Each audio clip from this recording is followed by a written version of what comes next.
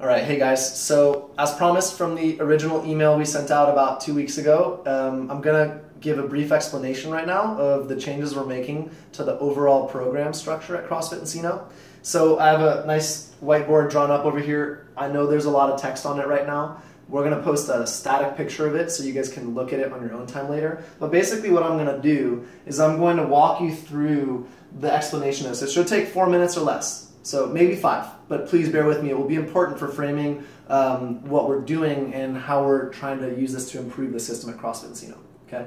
So what we're doing at CrossFit Encino right now is we're breaking what was now a generalized, all-inclusive CrossFit program that is non-specific, and we're using it to apply to people of vastly different skill levels in the same class. And so there's definitely benefit there, but it's not targeted. It's not specific to any individual. And we're going to split that up so that we can slice up the batches of our members so we can apply a more targeted approach to each group to expedite or improve your improvement, your fitness and health improvement, and also allow us to manage classes more effectively as we grow. We're running into the problem where we have classes that are getting larger and we have people of different skill levels, and we need to make sure we manage them safely. Right? So starting from the bottom here, I'm going to take you up what is called the ladder of movement progression. This is the framework that we use in our heads to identify what types of movements are going on and are they appropriate for each person. So at the root of everything here, we use what's called an intake and assessment, which would be similar to going to a doctor or a chiropractor for the first time. They're going to ask you health questions, but for us, we're movement professionals, so we're not going to necessarily take blood tests. We're going to watch you move. So we have an assessment that's very thorough, and you've seen us performing it. Many of you have participated in it. And we use it to gather data, number-wise and visually, to know what are your capabilities.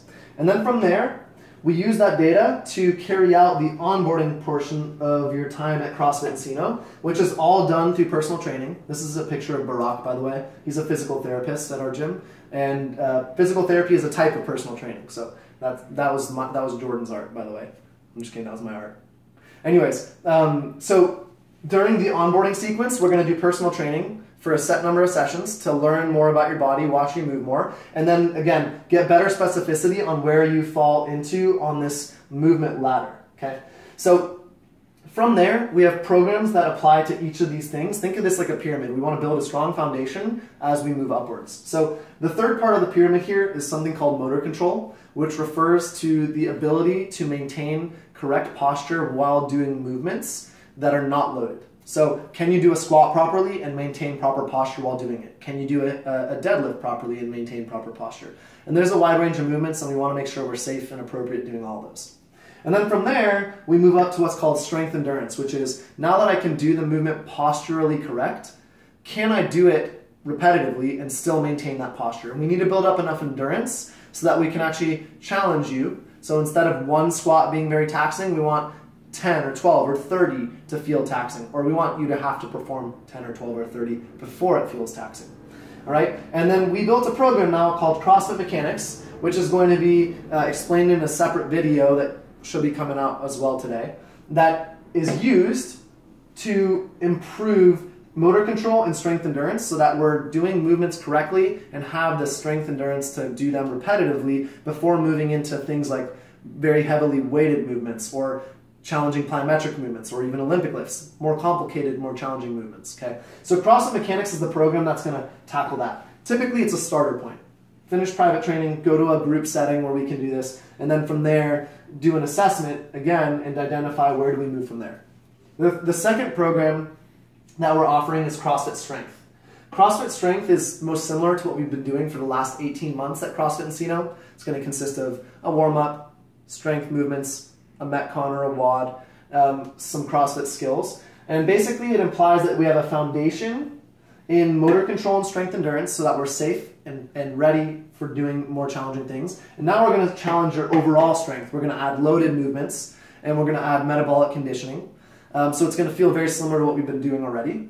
The only exclusion we'll have in the CrossFit Strength program is we're not going to include cleans or snatches, the Olympic weightlifting movements. Those will be available to any participant in mechanics or strength if they come to our weekend Saturday at 10 a.m. workshops. where we focus for a full hour on just those movements because they're more complicated, we want to do them slower, and they require individual skill progressions to learn them. So we'll talk more about that. I'm sure there will be questions as a result of this video. Feel free to reach out to us and ask us. We're going to end up approaching a lot of you guys about it as well, right?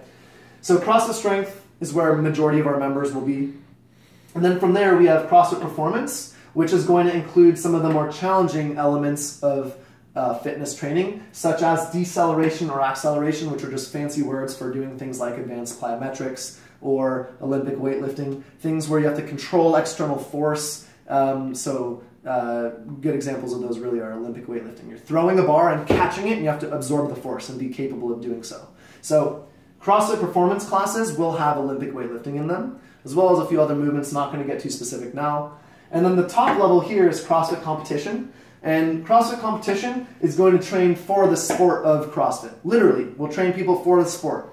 Maybe basketball, maybe football. In our case, it's going to be CrossFit, but we can certainly apply the concepts to other sports.